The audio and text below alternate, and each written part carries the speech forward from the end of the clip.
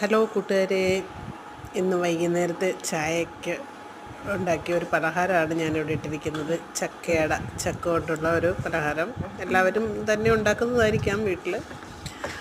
അപ്പോൾ ചക്ക സീസണെല്ലാം കഴിഞ്ഞു, ഏകദേശം തീരാനായി. അപ്പം നമുക്കൊരു ചെറിയ കഷ്ണം ചക്ക പഴുത്തയൊക്കെ കിട്ടിയിട്ടുണ്ടായിരുന്നു. അപ്പോൾ പെട്ടെന്നൊരു തട്ടിക്കൂട്ടൽ ചക്കയുടെയാണ് ഞാൻ ഉണ്ടാക്കിയിരിക്കുന്നത്. ചക്കയും തേങ്ങയും ശർക്കര അല്ലെങ്കിൽ വെല്ലം എന്നൊക്കെ പറയും, പിന്നെ കുറച്ച് ജീരകമോ അല്ലെങ്കിൽ ഏലക്കായോ എല്ലാം കൂടെ മിക്സ് ചെയ്തിട്ട് നമ്മൾ ആവിയിൽ വേവിച്ചെടുക്കുക.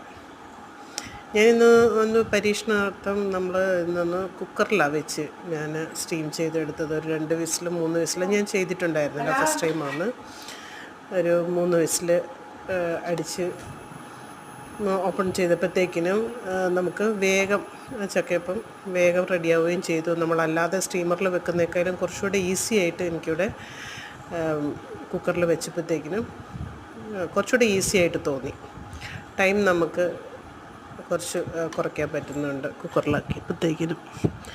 എന്നാൽ വേവൊക്കെ കറക്റ്റ് രീതിയിലേക്ക് ഒരു 3-4 വിസിലടിച്ചപ്പോഴത്തേക്കിനും കറക്റ്റ് നല്ല രീതിയിലേക്ക് നമുക്ക് അതിൻ്റെ വേവ് കറക്റ്റായി കിട്ടിയിട്ടുണ്ടായിരുന്നു.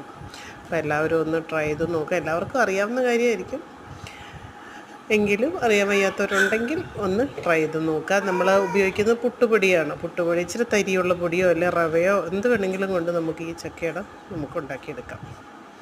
എല്ലാവരും ഒന്ന് ട്രൈ